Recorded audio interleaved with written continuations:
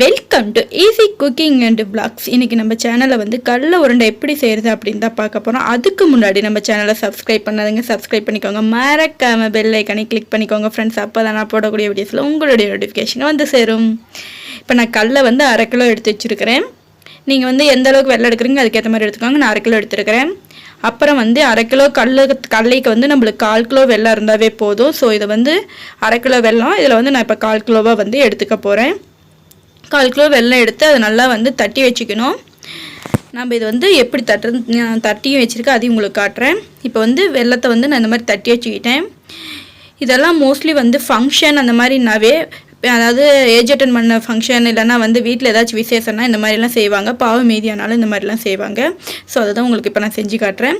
இப்போ ஒரு கடாயை வச்சுக்கோங்க. அந்த கடாயில் வந்து கொஞ்சோண்டு அந்த வெல்லம் கரையிற அளவுக்கு 1 டம்ளர் அளவுக்கு வந்து வாட்டர் ஆட் பண்ணிக்கோங்க. வாட்டர் நல்லா கொதி வரணும், அது வரைக்கும் வெயிட் பண்ணுங்கள். நம்மளுடைய சேனல் வந்து இன்ஸ்டாகிராம் பேஜில் இருக்குங்க ஃப்ரெண்ட்ஸ், அதுலேயும் போய் ஃபாலோ பண்ணுறாங்க, ஃபாலோ பண்ணிக்கோங்க. இப்போ வெல்லம் தண்ணி நல்லா வந்து கொதி வந்துடுச்சு. இப்போ நம்ம வெல்லம் தட்டி வச்சுருந்தோம் பார்த்தீங்களா, அந்த வெல்லத்தை வந்து இதில் ஆட் பண்ணிக்கோங்க.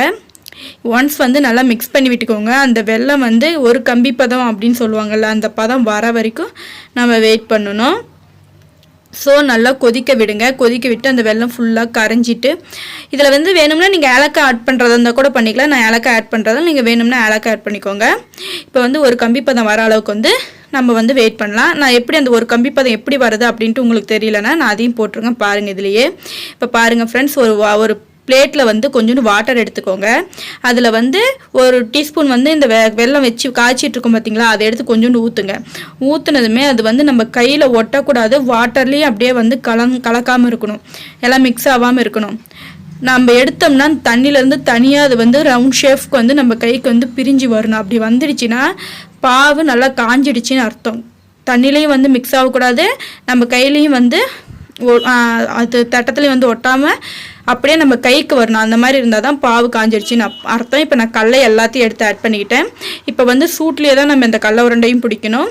ஸோ கொஞ்சம் கொஞ்சமாக வந்து நீங்கள் பாவு வந்து ஊற்றி நல்லா மிக்ஸ் பண்ணிக்கோங்க. ஏன்னா பாவு சூடாக இருக்கணும், சூடாக தானே இருக்கும். இப்போ சூடுன்னா ஸோ ஃபஸ்ட்டு வந்து ஏதாச்சும் கலக்கிற மாதிரி இருந்தால் அதை வச்சு நல்லா வந்து மிக்ஸ் பண்ணி விட்டுக்கோங்க. நல்லா வந்து அந்த பாவு கடலையில் எல்லா இடத்துலையும் ஸ்ப்ரெட் ஆகிற மாதிரி.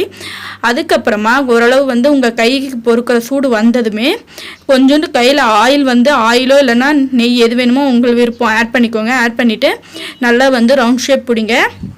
உங்களுக்கு அந்த ஷேப் வரல, சூடு என்னால் பொறுக்க முடியல அப்படின்னு நினச்சிங்கன்னா ஓரளவு ரவுண்ட் ஷேப் பிடிச்சி ஃபஸ்ட்டு வைங்க. வச்சதுமே ஃபஸ்ட்டு அந்த கடலையை வந்து நம்ம ரவுண்ட் ஷேப் கொண்டாந்துடணும். அதுக்கப்புறமா ஃபுல்லாக வந்து அடுத்த ஒரு சூட்லேயே அந்த வச்சுமே கடலை எல்லாத்தையும் இன்னொரு டைம் வந்து நல்லா வச்சு எடுத்திங்கன்னா நம்மளுடைய கடலை உருண்டை வந்து ரெடி ஆகிடும். அவ்வளோதாங்க ஃப்ரெண்ட்ஸ். பாருங்கள், இதை நான் ஃபஸ்ட்டு வச்சப்போ நார்மலாக வச்சு அதுக்கப்புறம் வந்து நல்லா கையில் சுற்றி எடுத்துமே இந்த மாதிரி கடலை உருண்டை வந்துடுச்சு. நம்மளுடைய கடலை உருண்டை தயாராகிடுச்சு. இந்த மாதிரி வீடியோஸ்லாம் நீங்கள் பார்க்கணும்னு நினச்சிங்கன்னா நம்ம சேனலை சப்ஸ்கிரைப் பண்ணுவாங்க. மறக்காமல் பெல் ஐக்கானை